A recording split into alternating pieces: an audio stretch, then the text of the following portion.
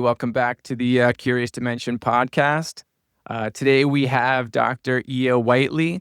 Dr. Whiteley is a space psychologist, researcher, and visionary thinker exploring the boundaries between human consciousness, technology, and the cosmos.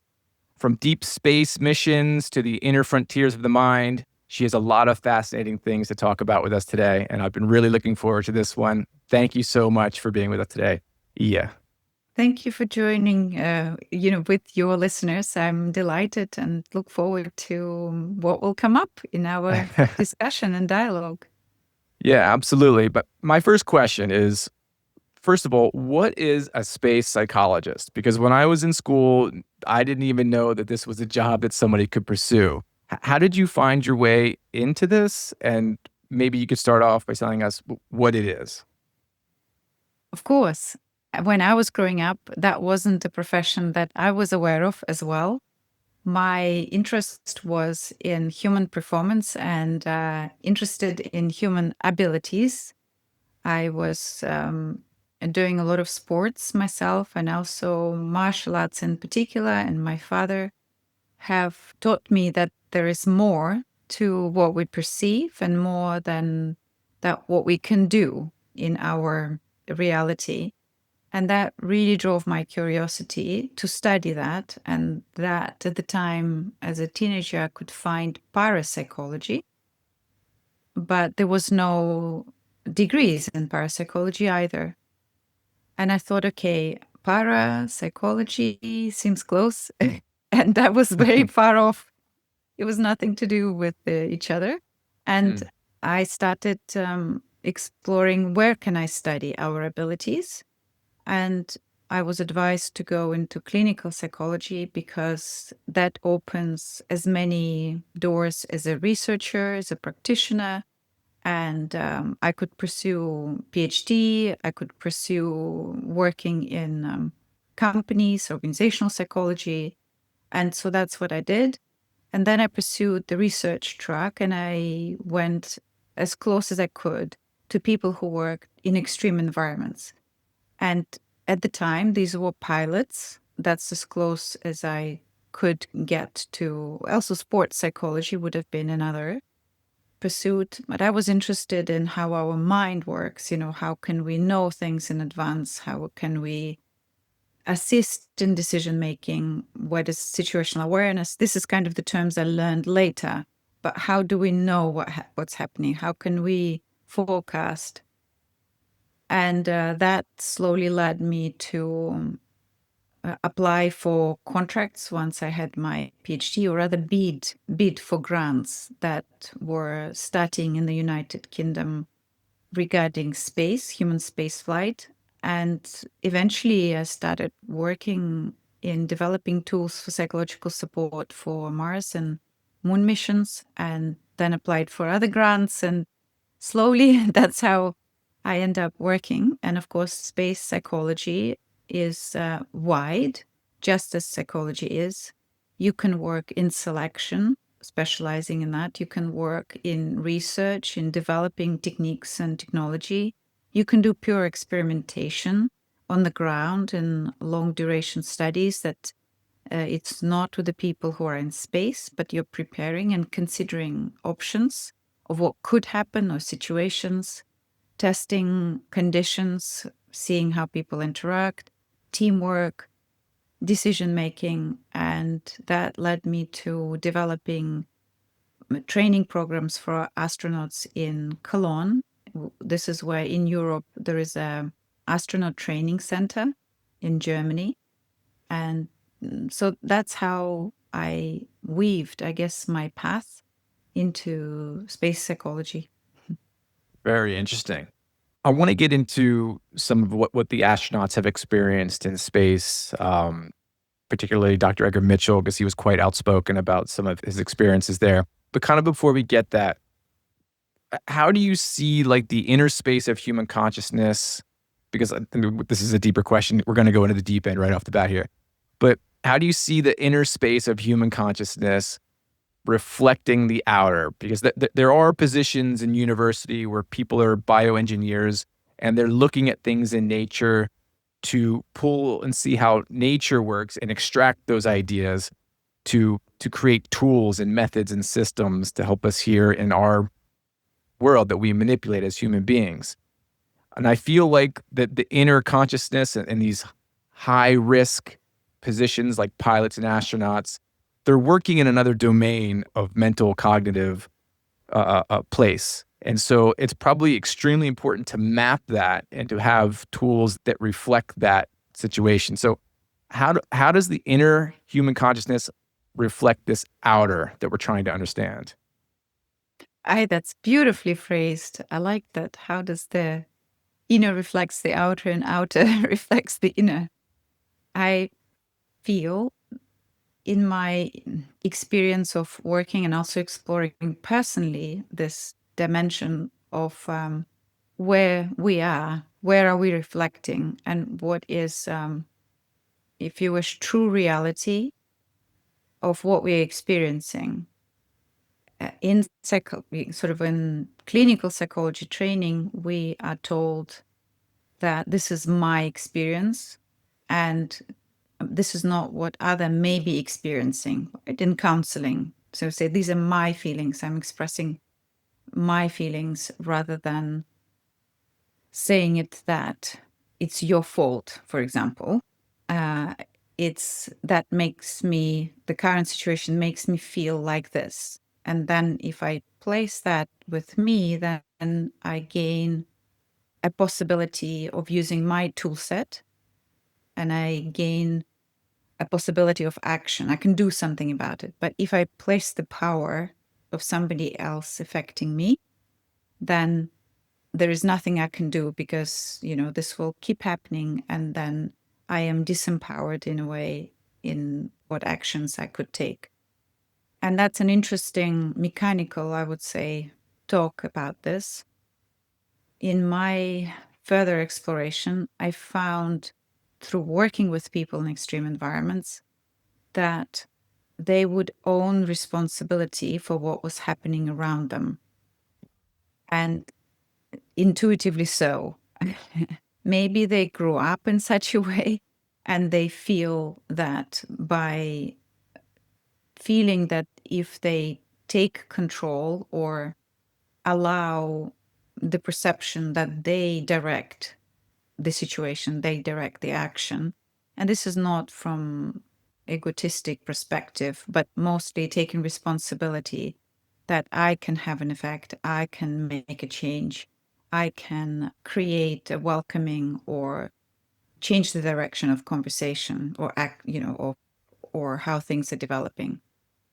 And that was very different to, I guess, to what was in clinical psychology per se, of what we were, what the therapy, there are many varieties of therapies. So there's therapies where you don't talk at all with the therapist, but there are those where you cognitive behavioral therapy, which is very systematic and methodical.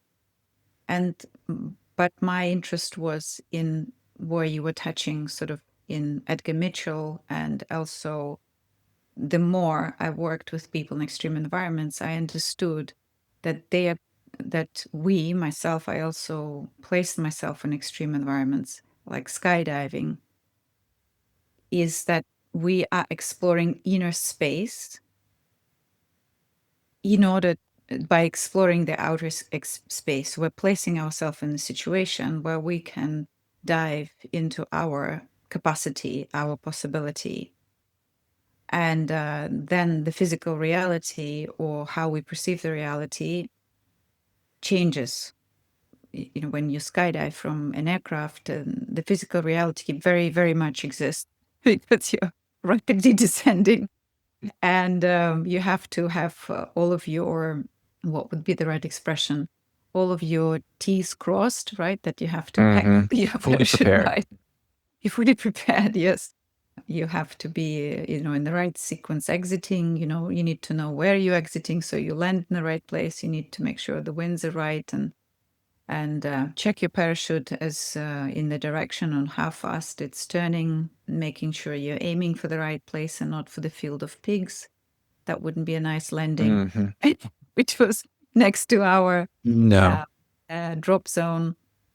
So, yes, I found that we actually explore the inner space in every one situation.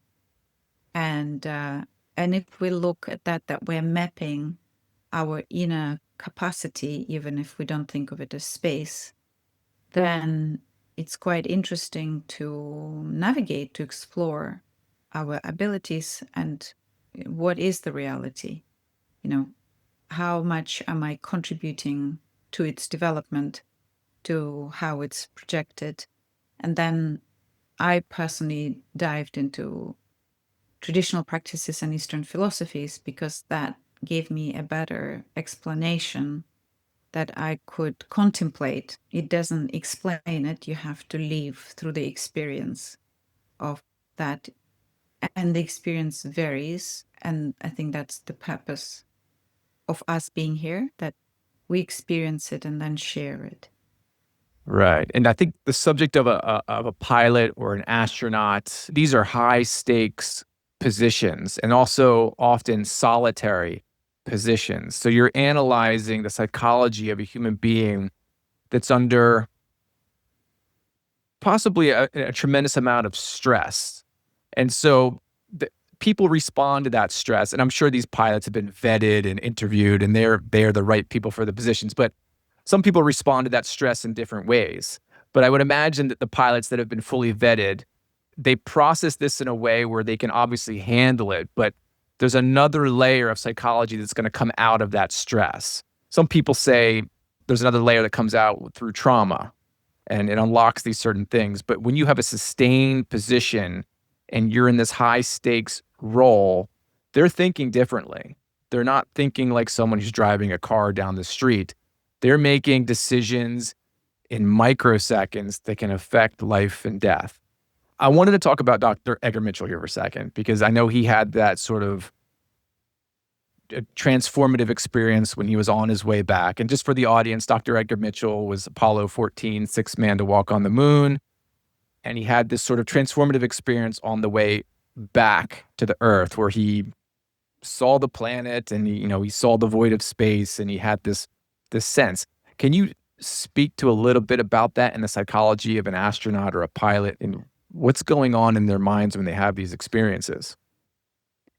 There is a description or a term that is used, an overview effect, meaning that suddenly we have a perspective that we haven't had before.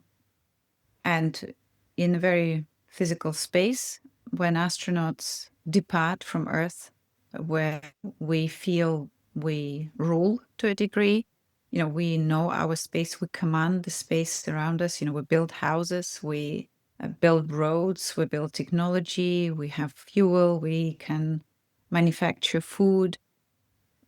And most of the people who do go to space, they live in a very established industrial way. We rely, I guess, on these capabilities. Mm-hmm. The reason we can do that is because our children go to space or go to school. We can go to space because then we are, as a society, able to provide for those possibilities. Some build rockets. There's an enormous amount of historical and engineering management goes. Like there are thousands of people to contribute one person to eventually end up in orbit. And the person fully realizes that, well, astronauts do, that it's not a one man or one woman mission.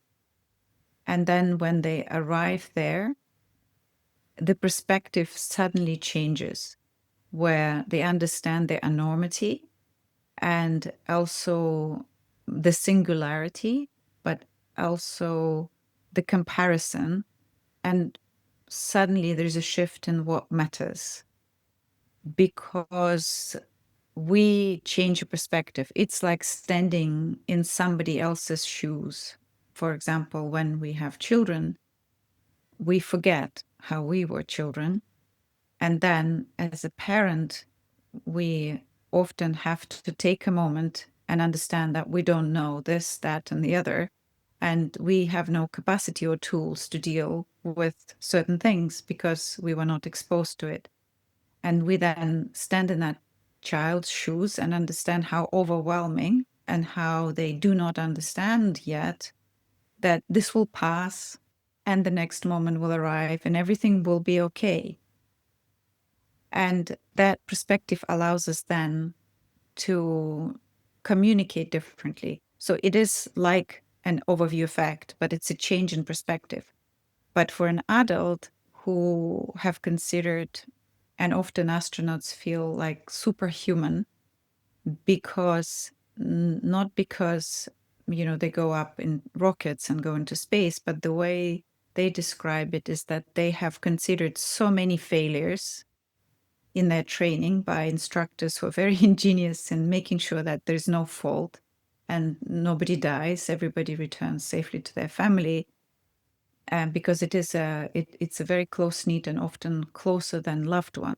The teamwork that they create is so close knit that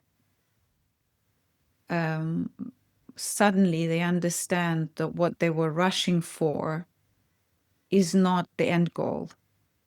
And that a sudden shift, that it's almost like they train all of their life and they spend 5% or even less in space in the entire professional career of an astronaut.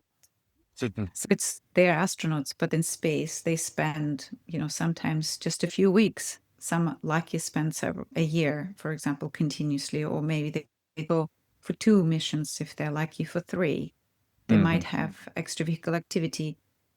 And that rush, and suddenly everything pauses and you look out the window and you see perhaps something that you a moment ago looked into under microscope, and you saw a cell, and that cell looks in this vacuum of the petri dish in the same like the Earth looks from space, from orbit, from your, or maybe from the journey from the moon, which the Earth looks even smaller. And under that perspective, visual perspective, very visceral, it's physical, understanding how far the reality of your everyday needs is, and disempowerment in a way that you depend on, where you are.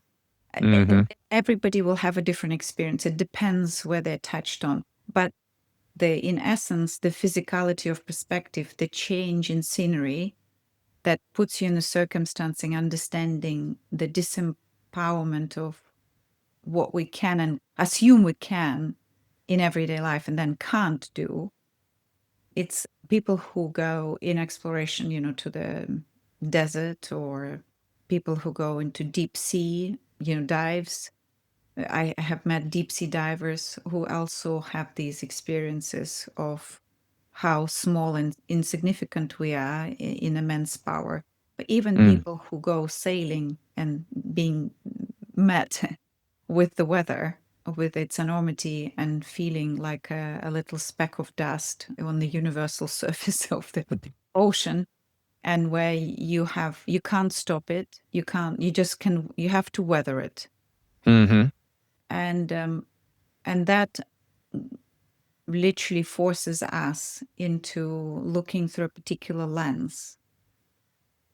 And the more I started asking and talking and discussing with explorers, with people who are working in extreme environments, people who do solitary work or solitary missions, in a sense, people who put themselves, people do vipassana, who go silent and meditate for many days.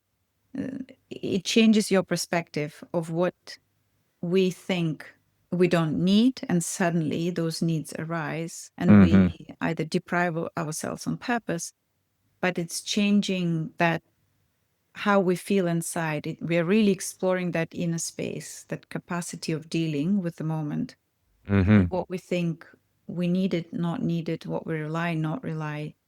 And we can call it an overview effect for astronauts, but for ourselves, we also have those change in perspective. And often that allows us to look in awakening. So it's a moment of awakening of a new wave in our exploration. A new journey begins at that point. But probably the ultimate expression of that would be a non-human intelligence interacting with humanity on a mass scale, right? I mean, you're out in outer space, you're having this perspective, you're away from your home, your resources, everything you need to survive. That's transformative. But you're going back home. The introduction of something else that is so far beyond, you can understand why people have looked at the psychology of human beings. And if you introduce this en masse, this idea that human beings are not only maybe not alone in the cosmos, but maybe have been visited in the past or maybe currently being engaged, that is utterly jarring topic to explore. And the psychology of that, to get to get billions of people up to speed on that just seems like the most impossible task on the on the planet. I wanted to talk about the intuitive designs within the cockpit because I find this very interesting because we've heard these stories and these case studies of non-human intelligence and their craft being highly intuitive, where they are kind of becoming part of the craft. And that might be the ultimate stage of some of the things that you're implementing into the cockpit. You're trying to make things as intuitive, at least as comfortable as possible for those pilots so they can react in real time and make the best decisions quickly and efficiently. Do you, can you go over some of the things that you've done in the cockpit and how that relates? And is that, I mean, these stories about these UAPs that have this capability, is that sort of the final frontier of this? I like the introduction in terms of how can we make this as intuitive as possible. And I wanted to follow that line of research, but intuition at the time was a no-no in 2000, well, in end of 1998, 90. What do you mean that was a no-no? In the scientific field, you couldn't talk about intuition. Yeah. Really? Yeah. Well, because how it's not scientific, what is intuition? So it wasn't a field, Okay. something that you could touch. So you can you can use the word common sense, which is we know that nothing is common sense until it makes sense to you. That's what we find out. It's common sense to one person or one culture and completely not to another. Okay. And so, and then slowly we started to approach professional intuition and talking about, well, it's actually gained, the knowledge is gained through experience, and it's a novel way of approaching or individual way, creative way, and Okay. that would be called professional intuition. But that doesn't feel right, or it didn't feel right then at the time either, because it felt to me that there is an information that comes that wasn't anywhere and it wasn't even in the person's experience. So how did they get that? How did they why do they make decision on that? And that's what I was interested to study. And when I entered the field of cognitive engineering, that's what it ended up being called. It was called human factors or human Hmm. computer interaction design. And we were studying cognition, such as cognitive processes, and how do we think about flight path? How do we make decision based on the incoming rapidly changing environment? Hmm. And the tools that we had to study the methods were retrospective interview, which is, we know that if we ask people after effect, the people, recall, could be very, very good in detailed recollection. Something that I will be touching on the upcoming Soul Conference. It's a Soul Symposium. It's an organization founded by Gary Nolan and Peter Scarfish. Initially, they had inaugural symposium in 2023 at Stanford, and Hmm. they're doing this year in Italy. And this year I'll be talking exactly about that, on how can we preserve our experience and talk about it in such a way that it's not diluted or Mm-hmm. colored by the person that we're telling to, or by the context that we're explaining it to. Because I'm aware there's an audience that this, for example, that will view this interview, or I am sitting in dinner where it's my professional colleagues, or I'm sitting on the beach with my friends and we're just doing kind of a walk. And all of that will give me very different description of what my experience was. Mm-hmm. Relaxed, a shorter time frame, depending, all of that will construct on how I would form particular information. Mm-hmm. So in a retrospective interview with the pilot, they will view me. They probably never met me. I'm a psychologist. I'm a threat in a way, Mm-hmm. um, in professionally, because they're meeting with the possibly not the psychologist, but the psychiatrist as Mm-hmm. part of their evaluation for how fit they are to fly, to get their license renewed every year, or depending on what is that particular country's framework for And they renewing. don't want to be out of the cockpit. They want to be in the Of course, cockpit. It's exactly. often the problem. And Yeah. if you give a bad review, that could impede that Yeah. process. Yeah. But I have nothing to do with authorities. It's Right. You're just just in doing my your job. title. In my title, there is a word psychology. So people have a framework and understanding what that means for them.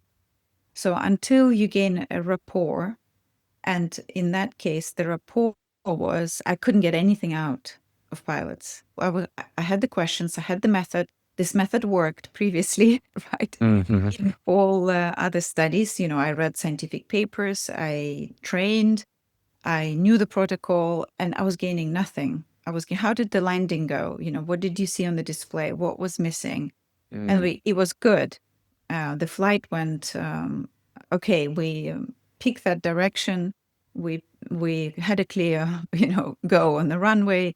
We put the parking brakes. Hence the debrief. All is good.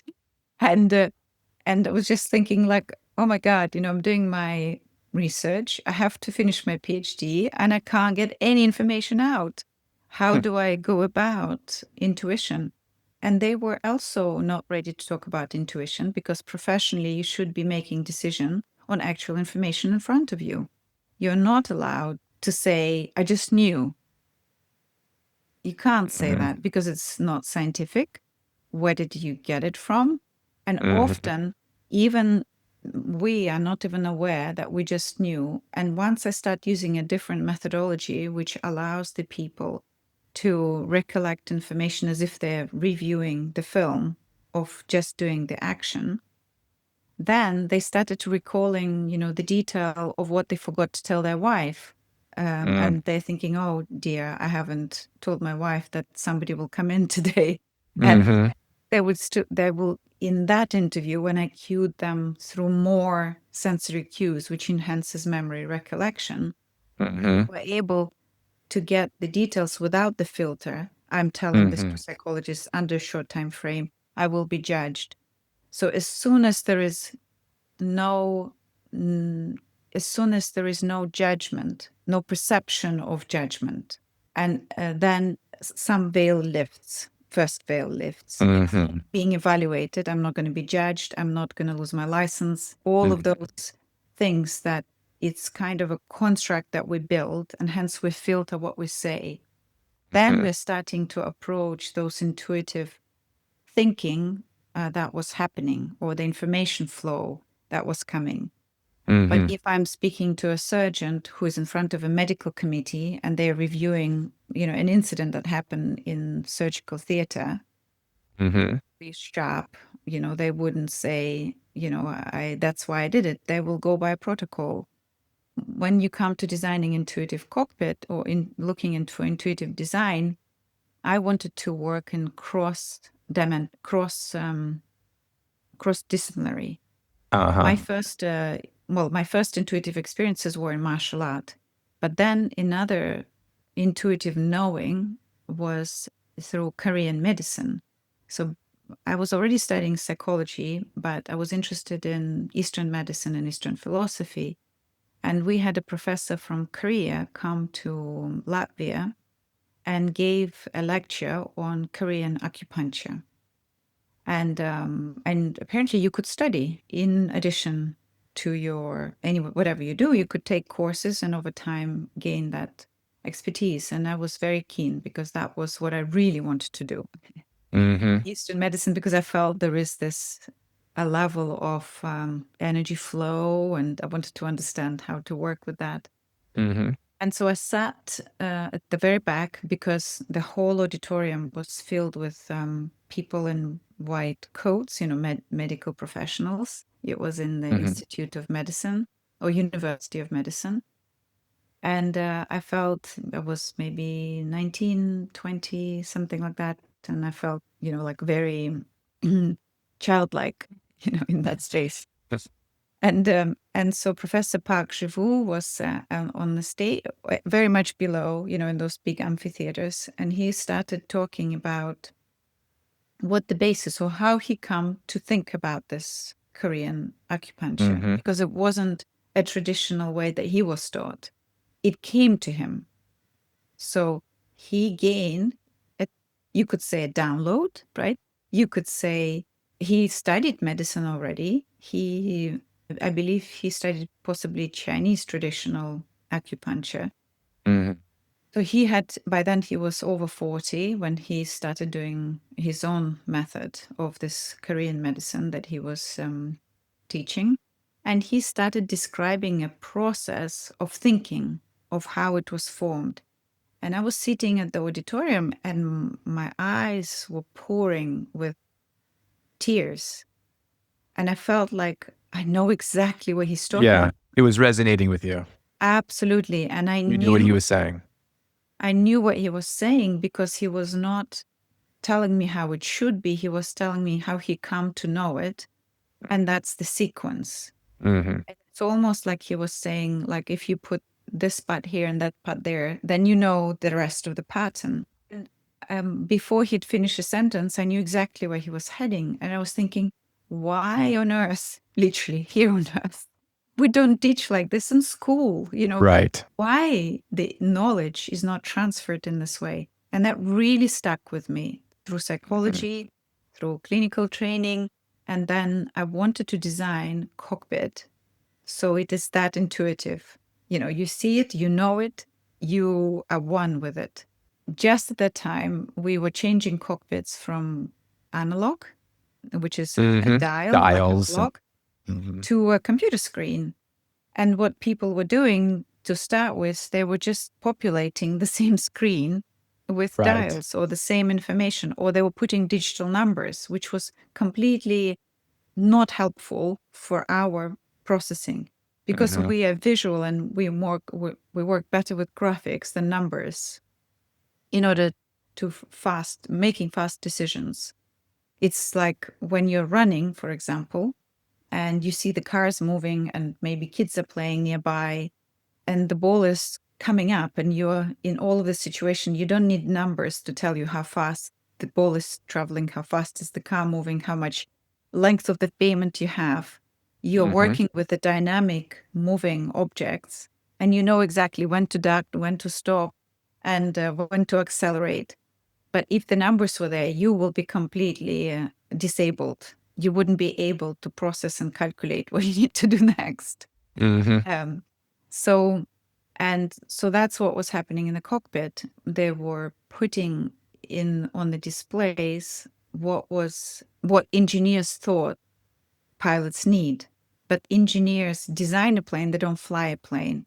Right. And that's interesting. So because their intuitive thinking is very different, in a way, professional intuitive thinking, different to what the pilot would be relying Mm-hmm. on.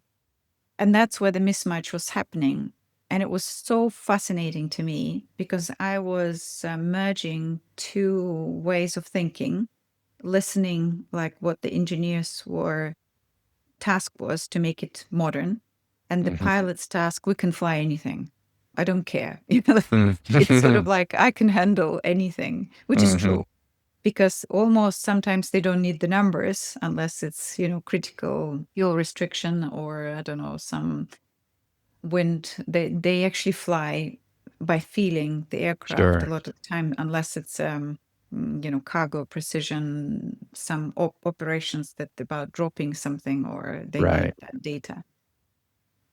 And so at that time, I needed to get the information out of the pilot that they didn't even know they were using it in order to fly the plane.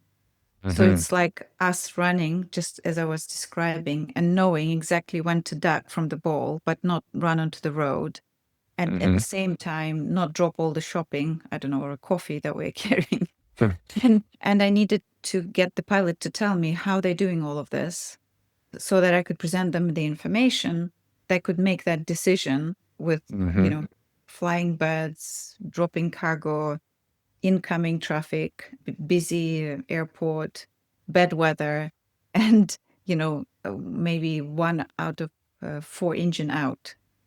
And I needed to get that across in one picture or in one glance, so they could do that micro decisions and micro scanning as they're processing information. And I had loads of dreams at the time about trying to merge this Korean professor's thinking and how can I deal all of this information. So I would get all these diagrams from engineers and all the manuals, instruction manuals from pilots. Mhm. But the only way to get it was to trace the thought process of the pilot on what they were actually thinking. And Mm. only then I could reconstruct that there was no linear thinking. They were not following decision tree, which was the classical cognitive engineering at the time. And that I need to study how they process information, visual information, when do we get overloaded, how much information we can handle, Mhm. what are the sounds that flood us and what are the sounds that help us, which there were many alarms happening at the time because there was a lot of Mhm. electronics that were assisting flight. And so it was coordinating and working on intuitive level through iteration with the pilot to see what worked and what didn't in the suggestions that we were putting forward. I wasn't alone. There were effort across the globe. I was working just on one particular type of visual perception, implementing, extracting the professional intuition. And what we found is that training captains, they're called, this is the pilots, the instructors, they had a way of like shortcutting the information on how they taught. So what helped me is to actually go and learn to be a pilot in order for the pilot to actually trust me Mhm. and speak the lingo. If I couldn't talk their language, they just not even attempt to try to say. So I Mhm. took, in parallel to my studies, I started to fly. I trained on the aircraft that I was studying, which was a Hercules. I learned Airbus and Boeing, but not to fly, but I went through their training Mhm. so that I could understand what they're given and what they're forming the thought process from. And Mhm. then I could, because I was a pilot myself, I could understand when they needed information. And then I would quiz them. Well, what are you thinking now? You are taught to look here. Are you looking here? And Right. in addition to, it's called iView Expert or cued recall debrief. It's a Mhm. method of cueing the person to tell me without judgment, without forming judgment about what they're processing. I was able to get things out that they were surprised, that they thought they had the information, but in fact they didn't. Mm. And that's when it started to come out that they knew things either from memory Mhm. or they were not there, they assumed it. And they were surprised that they were absolutely confident that they've exchanged information with each other or air Mhm. traffic control, and it didn't happen It didn't because we happen. had it on video. And so there was many realizations with training captains, with junior pilots, and there was a respect for each other on how much we miss, how much detrimental, a speck of time could be in our Mm-hmm. judgment, and how much also equally how much we can recover Mm-hmm. given the mistakes we make. And that was the beautiful gift of understanding that something shifts, and we, for some reason, if we take them into the lab, we will get a completely different data if we take them into the cockpit or Mm-hmm. the simulator versus doing it like For real. in experimental setting versus real. Right. And it's just not the same. Where you probably have a level of intensity there. And I speculate this is with really successful sports teams like dynasties where they win multiple championships. There's a level of comfort there with your teammates, and it's almost like you're intuiting, like they're a hive mind almost, and they're doing little micro things that like the casual observer isn't seeing, but have massive benefits for the outcome of the game. I imagine this is very similar when you have high stakes team in an airplane, when you have air traffic controller, you've got the pilot, you've got the navigator. There's probably something going on there at this high level that the average person just isn't seeing, and they might not even be consciously aware of, but they're suspecting it in the background that things are happening in real time and clicking together. And then when you go back after the fact and you think about it, you're probably like, how did you know I was gonna, do that? Well, it just made sense, right? And so there's probably a layer there that people aren't seeing that is undeniably there. I wanted to ask you about, I'm sure you're familiar with the telepathy tapes. Yeah. So this is clearly a doorway into whatever this field of extra layer of cognition that is available, and we're starting to see this through these nonverbal autistic savants that are clearly showing signs of telepathic communication, precognition, and it's probably no secret that there's something going on within their brains that have formed differently that allows for this aspect of their being to express. Now that that cat is kind of out of the bag, do you think that people are going to be exploring this within their own being more and more to develop intuition? And if that happens, and this kind of goes back to the UAP conversation, if that happens, do you think there's an epigenetic component to that? Within like a few generations, humanity could have high levels of intuition, and how that radically changes society, and how you could radically lose control. Like control structures will dissolve even more. Have you thought about that at all? Yes, I love it. I like that these children completely disarm our scientific construct, that this is possible or not possible, how it is challenging our understanding that telepathy is possible or not possible. And Kai Dickens with Diana Hennessy Powell, I believe, finished the documentary now.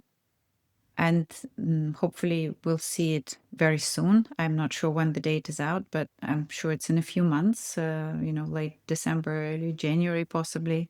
Mm-hmm. And yes, we have, once we allow the possibility, then there is a experiment where, just trying to, I think it was in Japan, where the monkeys were, I'm not sure if it's monkeys. So sorry about that. I don't remember the species, but they were a family of Primates. primates. Yes, they were on the island, and they were learned a specific way of doing things. That was Accessing food or yeah, something. yes, yeah.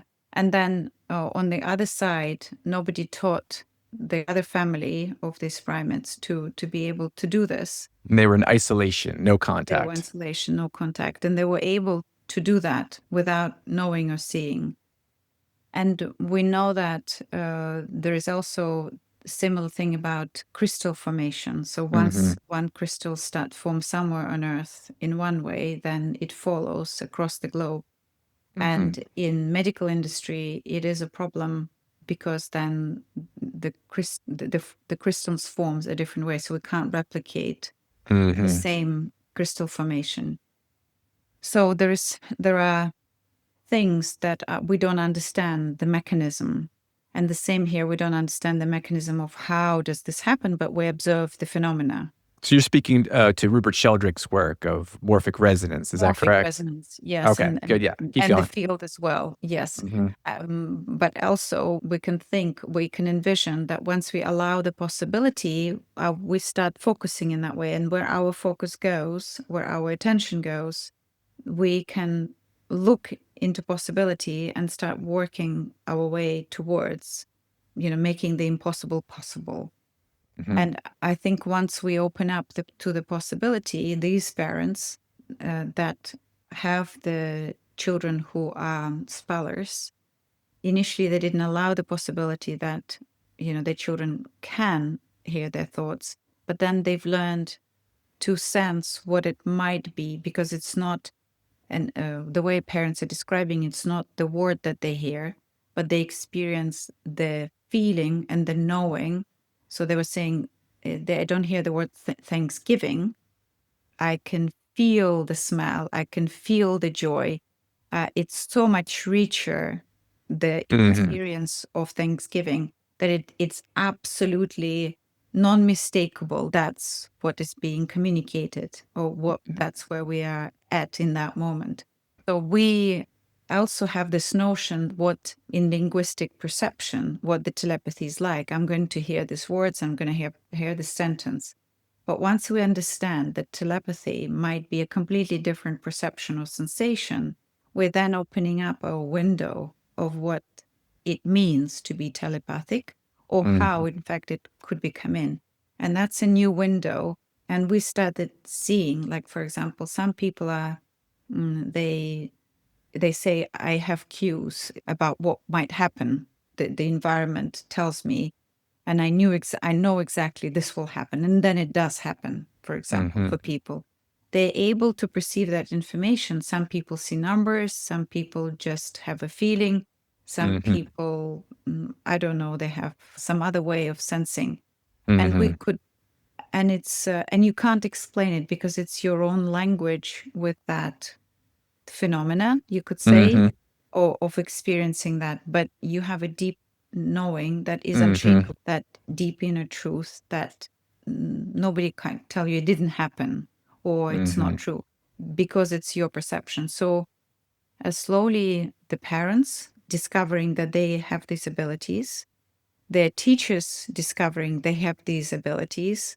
So if we didn't have that interaction, it's like learning a new language. You travel to a new country, you, for example, have to live there, and you acquire it, and suddenly you're in the know, and you get the Mm-hmm. jokes, which you couldn't understand before, which are very peculiar. And, in England, there is a particular sense of humor. Mm-hmm. And you go to France, it's very different too. And you go to Mm-hmm. another culture, and initially you don't get it, but it's its own language. Mm-hmm. It makes sense. And so, yes, epigenetics, but also opening the perception of what that means. Mm-hmm. So it's not linguistic.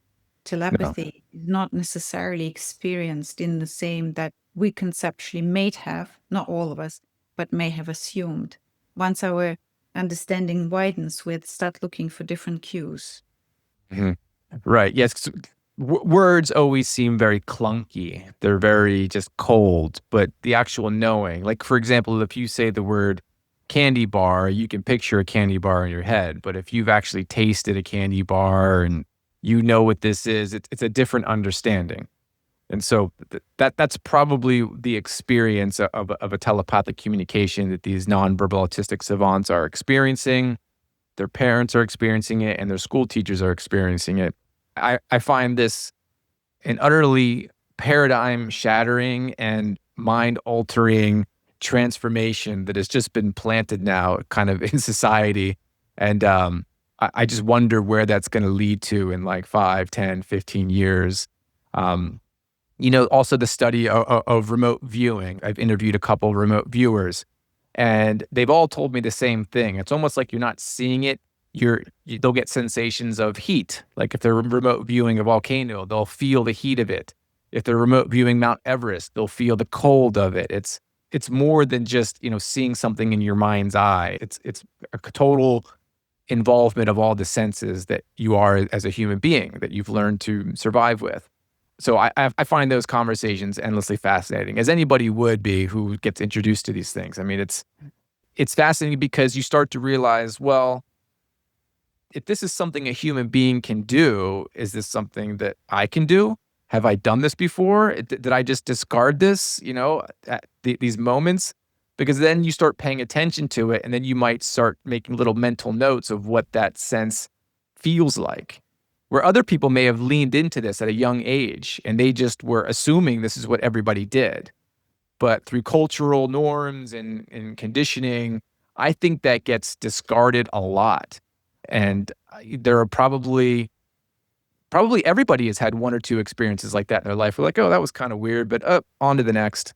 But maybe that thing that is, you shouldn't have gone on to the next. Maybe that could have been cultivated and been a very valuable tool for decision making in the future. Very interesting, Iya.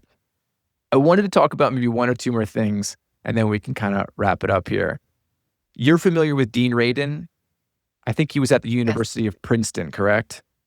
Correct. Yes. Okay. So and I think this experiment's been done at multiple elite universities across the country, but they were experimenting with, I think it was random number generators that are based off of atomic decay, which is a massively random process, right?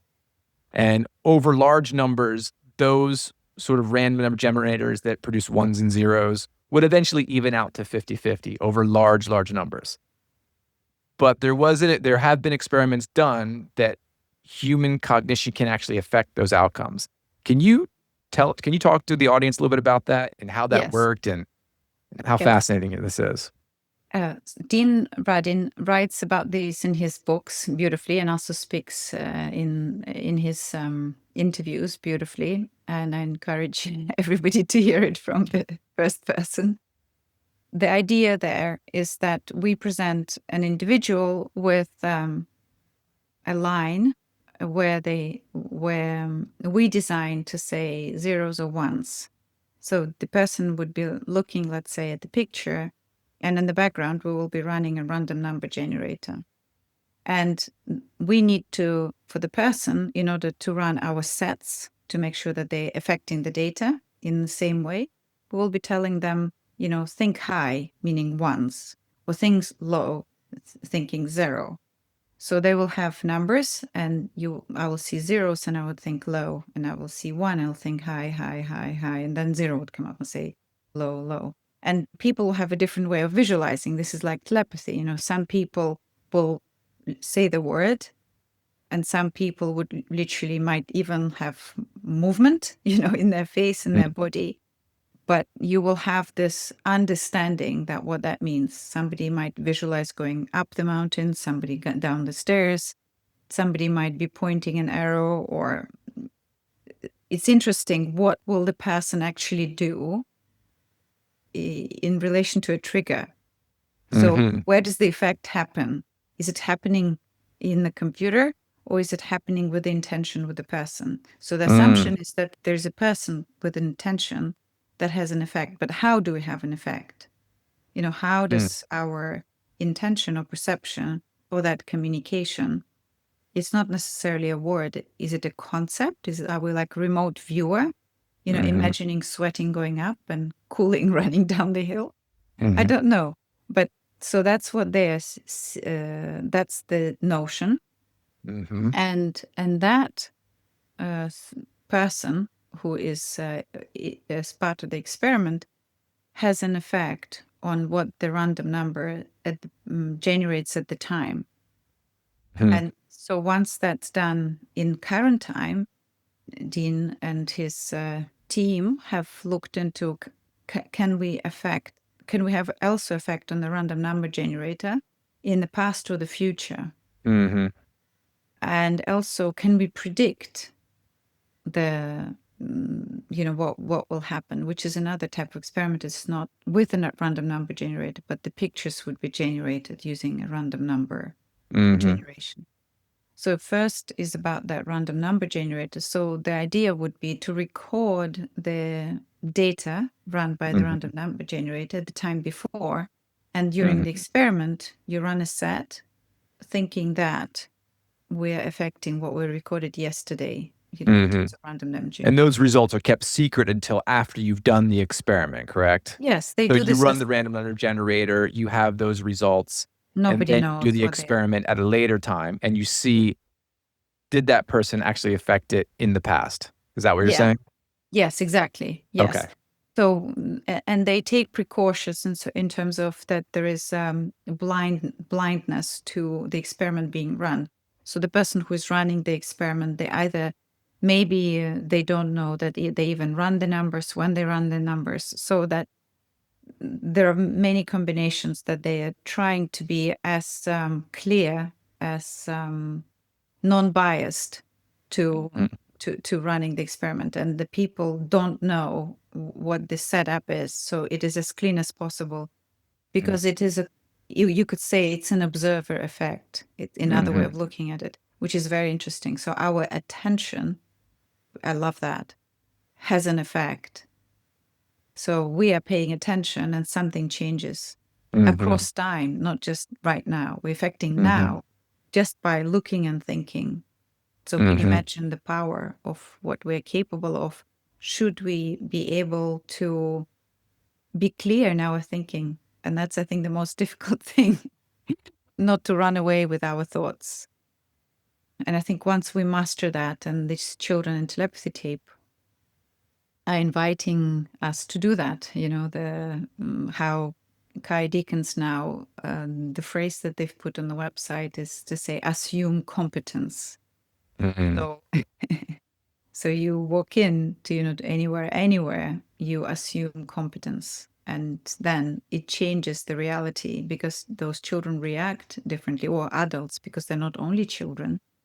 And then they react to us, and we can interact in a very different level if we assume, but we are so not aware of our thought process that it's almost like we have already a bias before we enter any space, before we enter a room, a bus, a shop. We have a preconception, and that is the first veil, the first barrier, the first, almost like we're closing doors, because our mind is constructed with concept of what we can't or can't do, or what the other people can and can't do, and what the physical reality is built from. And that's what we then pass down to our children. That's what was passed down to us. And then we stop testing it. We stop being curious. And that, I believe, limits our capacity in our extrasensory perception and our abilities. And then by these amazing discoveries, like these children that showing us what's possible, we start to come out of our shelf and concept and saying, oh, actually, we can discard that now. Let's look into this.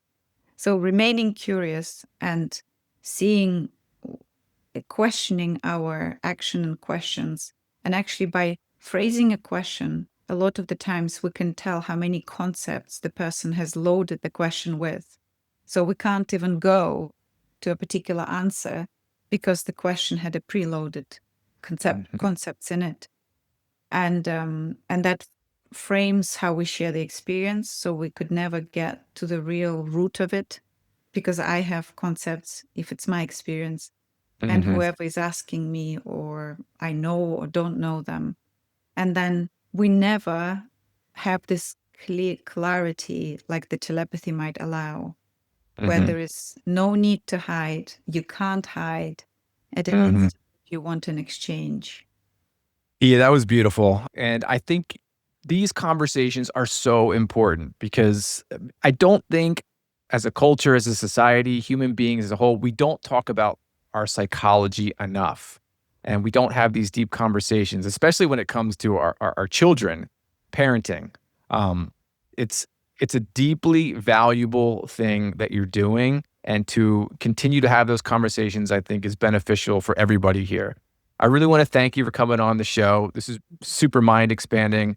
I got to have you back on sometime. I know you have other work that you've done. You are a diverse individual, and I think we left a lot of meat on the bone there that we could talk about all day. But tell everybody how they can find you, what you got going on, and go ahead. Oh, thank you. Thank you very much. I will share the link where I have like buttons for projects that I do. Please, visit and tap into the books I'm doing, the courses, the collaborations, and there's always place for engagement and diverse themes. I love working on cross-disciplinary work, so please just enjoy the conversation that Matt offers. And if you're interested, just proceed to see what topics of interest are through the link that I will post. Thank you. And we'll put links for that below as well. Thank you, everybody. Hope you enjoyed this one. Thank you, Thank Iya. you.